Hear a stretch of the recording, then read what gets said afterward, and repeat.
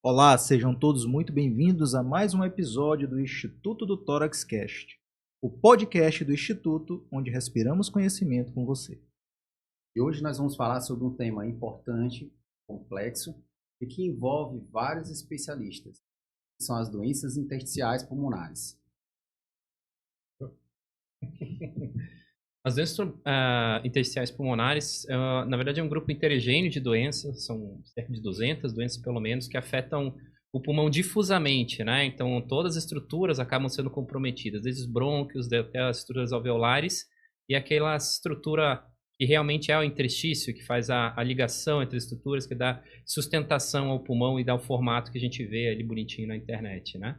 Então, essa interação entre a doença reumatológica e o pulmão, ela é bem conhecida, né? Teve até um estudo ano passado, publicado pela doutora Simone, né? Sobre a prevalência das doenças pulmonares intestinais no Brasil. E, para nossa né, constatação, 27%, né, dos pacientes, foi um estudo multicêntrico no Brasil, né, 6 centros brasileiros, e 27% das doenças pulmonares intersticiais eram relacionadas às doenças do tecido conjuntivo, que é a área da nossa entrevistada de hoje aqui, nossa colega Tamires, né, doutora Tamires. Então, seja muito bem-vinda, doutora Tamires. E para a gente começar o nosso eTórax Cast, quem é doutora Tamires Verena? Eu queria começar, na verdade, agradecendo pelo convite. É uma honra estar aqui com vocês, discutindo esse tema tão importante, né? E, bem, eu acho que, assim, grande parte da minha história foi movida pela vontade de ser médica e depois, posteriormente, reumatologista. Então, minha cidade natal é Macapá, mas aí quando eu me entendi que queria ser médica, na época não tinha faculdade de medicina na minha cidade natal, então eu já fui ali me organizando juntamente com meus pais, né, obviamente, para seguir ali para onde eu pudesse ser médica. E aí foi que eu me mudei para Belém, onde eu fiz ensino médio, faculdade de medicina na Universidade Federal do Pará. E quando eu decidi que queria ser reumatologista ainda na faculdade, e nessa época eu também decidi que queria fazer a residência em São Paulo, então mais uma vez me mudei de cidade, né? Assim que acabou a faculdade de medicina, fiz residência de clínica médica no Hospital Santa Marcelina, São Paulo capital, e aí depois segui para fazer residência de reumatologia no interior, em Botucatu, na Unesp. E aí, finalizada aí a formação, chegou a hora de voltar, né? Tinha essa vontade de ir para lá para formar, mas também tinha muita vontade de voltar às minhas raízes, mas acho que como a vida pega ali surpresas na gente, né? Então eu já fui para São Paulo ali com o meu esposo, que também é médico, e aí na hora que a gente acabou a residência ficou, e agora? Vai para onde? Né? Porque é assim que começa a minha história em São Luís. No Maranhão, eu não tinha nenhum vínculo, não tinha formação aqui, não tinha família até então. E aí, mas meu esposo é maranhense, e a gente ficou ali naquela dúvida, volta para Belém, que é a cidade onde meus pais moravam na época, ou aqui em São Luís. Eu brinco aqui, nessa queda de braço ele ganhou. E aí a gente acabou decidindo vir pra cá. Que a gente vê, né? Não que quem mandou é o homem, né? Mandou não, veja bem. Acha que mandou. Mandou não, acha que mandou. Ele teve a sensação do livre-arbítrio. E aí acho que eu comecei a minha carreira como médica, como reumatologista aqui, e já tô aqui há 7 anos, né, desde 2018. Vamos mandar um abraço aqui pro Valber e agradecer a ele, hein? Valber, muito obrigado, Valber. Bom. E é esse o resumozinho aí da minha história. Uma parte do meu passado que poucos sabem, viu, também. Eu quase fui reumatologista, né? Não acredito, essa eu não tô sabendo. Quando eu estava no segundo semestre da residência de clínica médica, porque minha mãe tem doença autoimune, né? Sim. Mas acaba que o destino vai nos mostrando, né, coisas diferentes. E nos momentos mais desafiadores da minha mãe precisou foi num pneumologista, né? Porque ela fez um quadro respiratório por conta da doença dela autoimune, foi para UTI, fez um quadro de ciência respiratória e por coincidência, né, que eu não acredito, mas eu acredito em providências, né? Foi no ano que eu tinha voltado para São Luís. Né? E aí minha mãe pôde contar com a minha presença e como filho, né? E minha presença técnica ali para poder assessorá-la num momento tão sensível e tão difícil da nossa família. Mas a meu interesse em fazer era por conta da minha mãe mesmo, né? Uhum. De fazer reumatologia. E aí, quando eu estava perto de começar o processo de inscrição da prova de residência, eu me lembro que eu fui à casa de um primo, que é pneumologista, e aí ele já estava, né, nesse processo engatando, finalizando tinha finalizado, acabado de finalizar a residência dele em pneumologia, e ele me convenceu, né, de que a pneumologia era uma trajetória a ser seguida. E a pneumologia eu já imaginava que era uma coisa possível de eu fazer, porque era uma especialidade que eu sempre gostei, né? Era uma das especialidades que eu gostava. Naquela época da clínica médica, toda a gente gosta. Sim. Ah, você vai para nef, você gosta da nef. Você vai para endócrino, você gosta da endócrino. E existiam coisas que eu sabia que eu conseguiria conviver pelo resto da vida, né? Mas até hoje eu tenho que mandar até um agradecimento para esse meu primo, porque hoje eu não consigo imaginar eu fazendo uma outra coisa diferente do que pneumologia. E também tiveram os outros anjos que apareceram ali no caminho e que me mostraram a pneumologia como uma especialidade, como foi o meu orientador de TCC, o Dr. Alcimar, a doutora Rosário, né, que trabalharam aí muito comigo na questão do mestrado, o Dr. Alcimar, que voltou para ser meu avaliador também quando eu fui fazer mestrado. Então, acabou que a pneumologia foi me atraindo para perto dela, né? Essas pessoas foram aparecendo, mas quase que era pra gente estar jogando aí no mesmo time.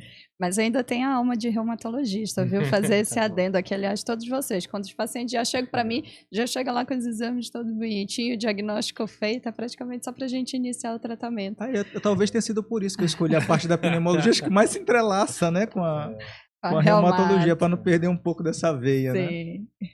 Isso é muito legal, essa interação, né?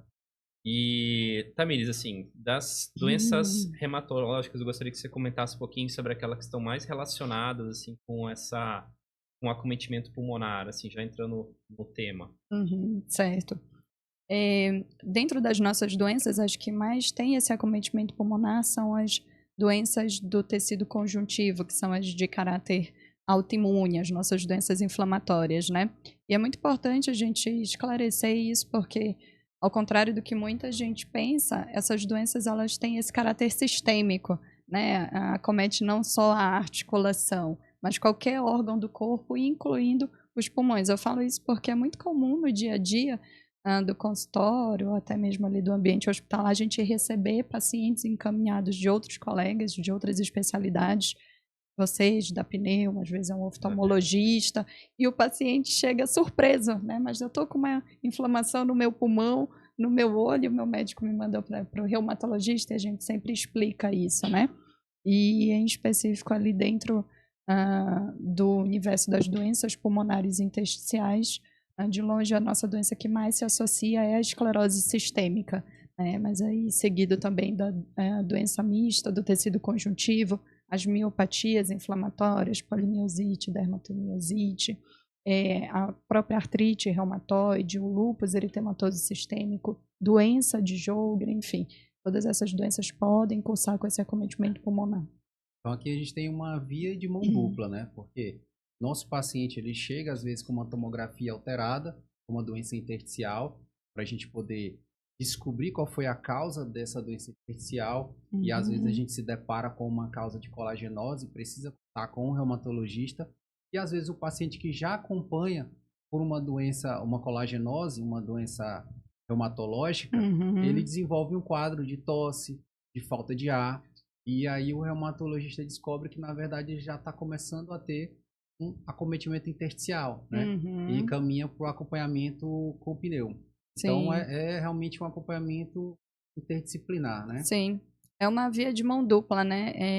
A história natural das nossas doenças é que o acometimento, a depender da doença, o pulmão não é o primeiro, né? Por exemplo, a artrite reumatoide, caracteristicamente, é o quadro de dor articular.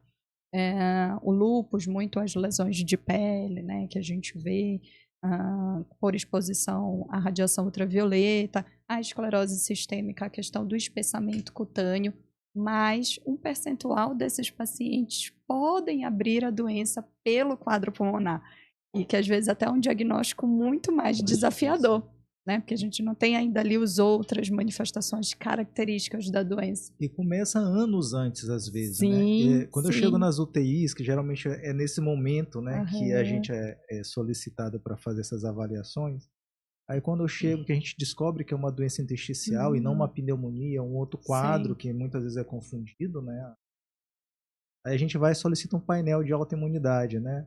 E aí a galera da UTI fica, meu Deus, mas o que é que tem uma coisa a ver com a outra? Como é que... Então até se dentro da própria medicina, dentro de outras especialidades, eles não conseguem entender esse comportamento, imagina o leigo ou o próprio paciente, né? Então eu acho que esse podcast aí tem esse intuito formativo, com né? certeza.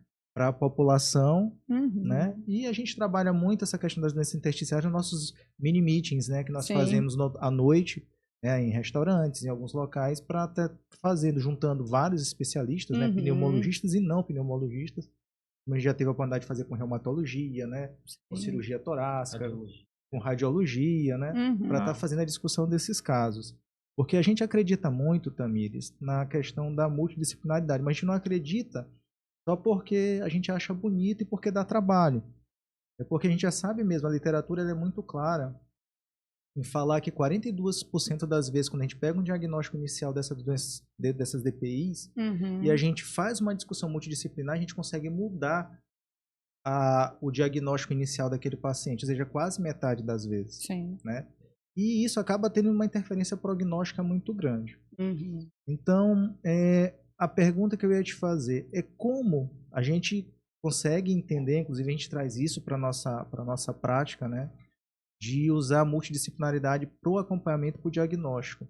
Antes, o que as pessoas imaginavam que era uma ferramenta de fraqueza por você não conseguir definir sozinho, hoje a gente sabe que a gente consegue se aproximar ou passar de 80% da chance de diagnóstico com uma discussão multidisciplinar. E aí eu queria que tu me falasse como é que vocês da reumatologia veem a discussão multidisciplinar e como é que vocês se organizam, né? Se vocês fazem o start da discussão ou geralmente vocês são convocados para essas discussões. Como é que funciona isso dentro da especialidade de vocês? Olha, eu acho que a reumatologia é o protótipo da especialidade multidisciplinar, né? A gente mais do que ninguém tem isso aí muito bem sedimentado, porque justamente isso que a gente estava conversando no início, né? Nossas doenças de caráter autoimune têm essa característica sistêmica de acometimento de vários órgãos, sistemas. Então, a gente precisa muito ter aliados de outras especialidades para nos ajudar no diagnóstico, no tratamento, na condução adequada do quadro clínico desses pacientes. E, assim, respondendo à tua pergunta, João, acho que as duas coisas, né? Tanto a gente promove muito essas reuniões de pedir ajuda e de querer as reuniões multidisciplinares, como também a gente é muitas vezes chamados, né? Isso é bem comum do nosso dia, do dia a dia da prática clínica do reumatologista.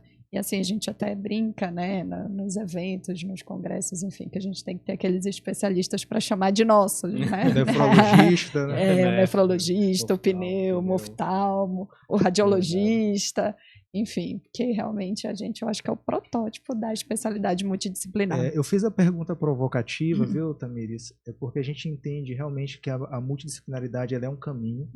Algumas especialidades já andam um pouco à frente da gente, né? Inclusive a reumato é uma dessas disciplinas, justamente por essa característica que tu muito bem explicaste. E a reumatologia ela também serve de exemplo para a gente em algumas coisas que vocês andam à frente. Né? E um dos exemplos disso é o uso dos imunobiológicos, né? Que para dentro da pneumologia é uma novidade. Né? A gente faz uso de imunobiológico para tratamento de doenças específicas e a gente se espelha muito em vocês. Inclusive, nos nossos casos mais desafiadores de doenças pulmonares, é com vocês que a gente está lá dividindo, né? Imunossupressor, me ajuda aí, como é que eu faço agora? Tira, não tira. E porque vocês estão aí há décadas, né, na nossa frente nesse manejo. E aí eu queria que tu falasse um pouquinho desse lidar, né, desse olhar de um paciente que é mais desafiador, principalmente no contexto desses pacientes imunossuprimidos. Eu acho que vocês estão sendo muito modestos, na verdade, porque além do paciente, essa alma reumatológica de vocês inclui, às vezes, inclusive a prescrição de imunossupressor. Às vezes o paciente já chega lá usando imunossupressor. Eu digo, mas como assim? Esses meninos estão bem pra frente. O que é que vai sobrar pra mim aqui? Mas, João, assim, o paciente ele é muito complexo, né? Qualquer paciente, não vamos aí menosprezar nenhuma especialidade, nenhuma doença, mas o paciente autoimune, né, portador de doenças de caráter autoimune, sistêmico, com acometimento de diversos órgãos, em especial de órgãos nobres, vitais, e que depende desse tratamento imunossupressor, é uma coisa muito séria, né, que a gente precisa ali de um manejo muito próximo, porque não é só a prescrição do remédio, né, não é só saber a dose ou a indicação. Imunossupressor é um mundo por trás disso, né? A prescrição, a dose do remédio é a pontinha do iceberg. Então, você tem que preocupar com rastreio infeccioso, pré-uso da medicação, estar permanentemente rastreando infecção durante o uso do medicamento, as indicações de vacinação, as que podem, as que não podem, proteção osteometabólica de osteoporose, no caso do uso crônico, em altas doses do corticoide. A grande parte dessas doenças acomete mulheres jovens em idade fértil. Então, temos que lidar em pacientes usando esse remédio, gestação, amamentação. Então, são tantos detalhes, né, que é realmente um paciente complexo, né, e que a gente divide muito aí esse manejo dele, mas a gente tem que estar atento a todos esses detalhes. Então, quando não sou eu aqui que atento isso, é o Pedro aqui que já pediu uma densitometria, foi o João aqui que já prescreveu o cálcio, foi o Diego aqui que já encaminhou para vacinação, então a gente está ali, né, muito alinhado nesse sentido. E o que a gente vê é que nem sempre esse diagnóstico ele chega bonitinho para a gente. Né? A gente se depara com a doença intersticial e a gente não tem todos os comemorativos, todos os critérios diagnósticos certinhos para preencher critério de determinada doença. E é aí que entra a importância da avaliação também com o reumatologista para a gente poder definir, como já foi citado, os tratamentos disponíveis. Então, com corticóide, imunossupressor, são medicações sérias que exigem um acompanhamento específico, que tem efeitos colaterais importantes. Sim. Então, precisa estar tudo acertado para que a gente não cause mal, ao invés de causar bem para o nosso paciente. Né? Então, e a gente tem inúmeros desafios quando a gente trata de doenças intersticiais pulmonares secundárias a doenças reumatológicas. Desde o diagnóstico, porque são exames que não estão tão disponíveis no SUS. Né? Sim. O painel de autoimunidade, a pletismografia com difusão, que a gente precisa bastante para acompanhar a progressão dessas doenças. O próprio teste de caminhada. Então, desses exames que foram citados, praticamente nenhum está disponível pelo SUS. Sim. Então, eu acredito que essa é uma das principais dificuldades. Sim. O medicamento que trata a doença, na maioria das vezes a gente usa o micofenolato, que é um imunossupressor. No pulmão, né? Pulmão rim também. Mas Rim falta também. bastante, né, no serviço público. Então, realmente, são muitos desafios, né? Só pegando um parêntese aí, já que a gente está falando de tratamento, tu foste muito feliz aí em falar que o tratamento, ele é um pré, um durante e um depois, né? Tu conseguiu dividir nessas três dimensões. E a gente compartilha de muitas coisas em comum, né? Primeiro começa do público, né? Que o nosso público de atendimento praticamente são mulheres, né? E mulheres já da 6ª para 7ª década de vida. Então são pessoas idosas. E que vira e mexe a gente precisa lançar mão de corticoide. Aí quando a gente pensa que não, chega uma idosa com osteoporose, um idoso frágil, né? Que é um diagnóstico que às vezes passa muito despercebido aí nesse contexto. E a gente depois, quando pensa que a gente está lidando com outras complicações, né? Como embolia, porque caiu, fraturou a perna, ganhou uma internação, uma descompensação de uma doença de base por uma internação por conta de uma queda. E aí eu queria que tu falasse para a gente, Tamires, como que vocês, como é que é o racional de vocês quando recebe essa demanda desses idosos, que muitas vezes são sujeitos a corticoterapia já de longa data, com diagnóstico de idoso frágil e com fragilidade, como é que é o manejo de vocês desses pacientes? E, mais uma vez, é muito complexo, né? São muitos detalhes para a gente pensar.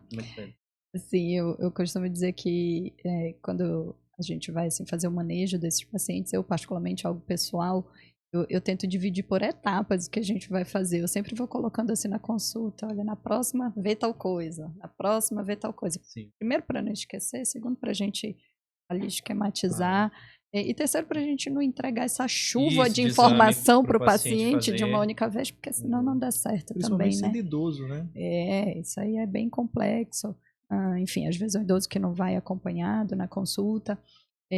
Mas essa questão em particular do paciente idoso, João, em especial ali das nossas doenças, não só o quadro pulmonar contribui. Na verdade, a gente tem vários fatores de risco para ter ali a definição do idoso frágil, né? Então, da questão pulmonar, às vezes é o paciente que fica mais imobilizado porque cansa, se faz um esforço. Ou porque tem né? muita dor articular e não consegue fazer Tem nenhum limitação de esforço. marcha, né? Aí tem a questão da dor articulada, inflamação, ele fica mais imóvel porque está com dor, inflamado, ou porque já tem uma limitação sequelada, a articulação, a questão da osteoporose, a fratura de fêmur, que é uma das mais Nossa, temidas essa para a aí gente, né? Aquela que mais se associa à mortalidade, e quando não à mortalidade, à limitação funcional, né? O próprio corticoide Um fator de predispõe risco. ali a perda de massa muscular, né, um quadro de sarcopenia que já acontece naturalmente nesse paciente idoso, fisiologicamente, né, que vem ali com o envelhecimento, o corticoide contribui, enfim. Então, são tantos fatores, né, que a gente tenta manejar. Assim, acho que, primeiro de tudo, a gente tentar diminuir esses fatores de risco. Tentar usar a menor quantidade possível de corticoide pelo menor tempo possível. Eu sei que às vezes a gente tem essa dificuldade. Quando a gente precisa usar, a gente usa, a gente não tem medo. Mas cada vez mais tem se preconizado doses menores de corticoide, né? E pelo menor tempo possível. Aquela questão de 1 miligrama hoje em dia já nem se fala, mas hoje em dia já se fala meio miligrama, 0,75. 5 dias de pulso cometil que a gente costumava fazer. Aqueles casos mais graves, não, é só 3. Enfim, sempre está estimulando a reabilitação articular, mesmo nesses quadros de dor ou de limitação, tem o que ser feito. A gente vai adaptar ao cenário clínico a limitação que o paciente tem, mas sempre estimular. Nunca dizer que ele não pode, não tem a indicação, né? A reabilitação pulmonar, né? Vocês mais do que ninguém entendem disso. E muitas vezes a gente precisa ali da ajuda do geriatra, mesmo a gente caminha esse paciente, né, porque mais uma vez, né, a multidisciplinaridade é quem ajuda muito a gente nesse sentido. Às vezes o idoso, quando vem nos procurar, ele sai assustado, né? Porque um planejamento, assim, a gente não, quando eu costumo dizer nas consultas, a gente não está entregando uma prescrição de um remédio nem uma solicitação de exame, nós estamos entregando um plano de cuidado. E esse planejamento que envolve metas mais agressivas de curto prazo, médio prazo e longo prazo, envolve várias coisas. Sim. E quando a gente fala de reabilitação, eu acho que a gente precisa falar de reabilitação mais precoce. Acho que a tua fala foi muito bacana. A gente não precisa esperar o idoso ficar disfuncional ou com limitação para imaginar que a gente poderia ter feito uma intervenção de forma mais prematura. Será que se eu estivesse fazendo atividade resistida, melhorado o acompanhamento nutricional, eu tivesse melhorado a sarcopenia dele antes, será que eu não teria prevenido uma queda? Sim.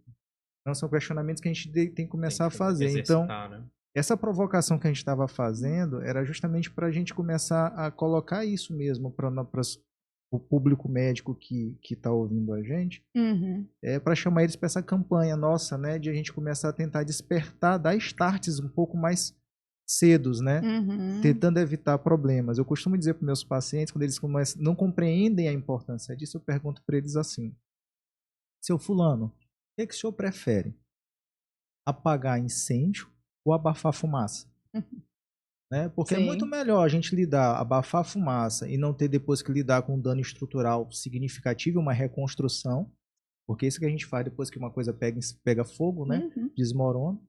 Então, é para ver se a gente começa a sensibilizar dessa importância de a gente fazer as coisas um pouco mais precoce, um pouco mais prematuras. Acho que até poderia aproveitar esse gancho até para perguntar, voltando também, né? Eu acho que na nossa conversa.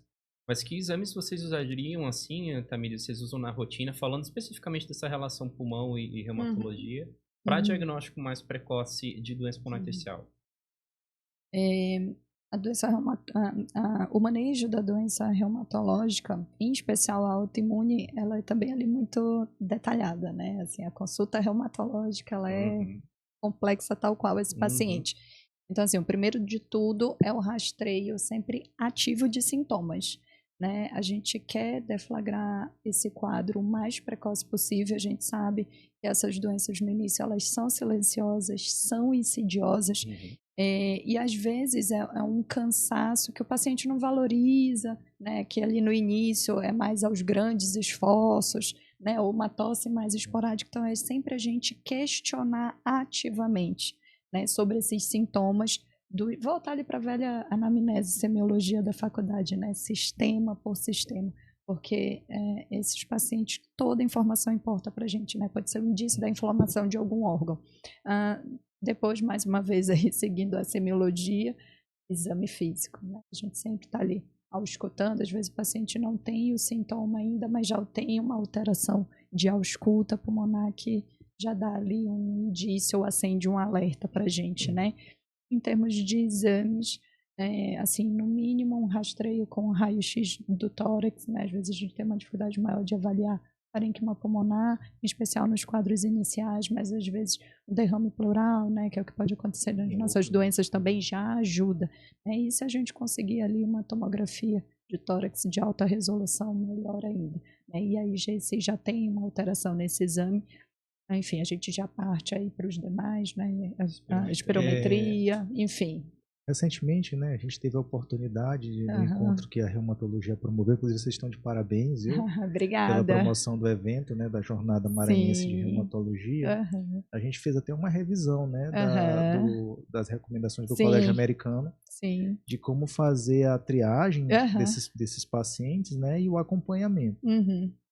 Então, a espirometria, a difusão de monóxido de carbono e o teste de caminhada são recursos que a gente pode adotar para fazer uma avaliação mais precoce, né? O primeiro exame e mais precoce é a própria difusão de monóxido de carbono. Então, onde eu tenho uma alteração na tomografia, onde eu tenho um sintoma, é o primeiro exame que vai dar alteração. E aí, por que é importante a gente estar reforçando isso? Porque se eu for esperar o paciente fazer a manifestação do sintoma, provavelmente ele já perdeu 10 a 20% de função. Então a gente às vezes pode ter perdido um time ali precioso, né, de fazer uma intervenção mais precoce nos nossos pacientes, né? Na pneumologia, né, as doenças intersticiais são doenças que têm um conhecimento mais novo, né, comparado com DPOC, com asma. Então são conhecimentos mais recentes que ainda estão evoluindo bastante, né? Então, é necessário que o médico, o especialista, ele esteja atualizado nesses novos conhecimentos, né? Para poder ficar de olho nessas alterações e fazer o diagnóstico correto e o tratamento desses pacientes.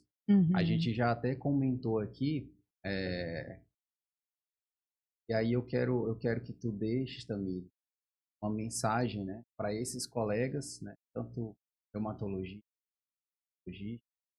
o que seria importante para esses pacientes que têm um diagnóstico recente, DPI, né, doença pulmonar intersticial, e que já estão fazendo tratamento para essas doenças.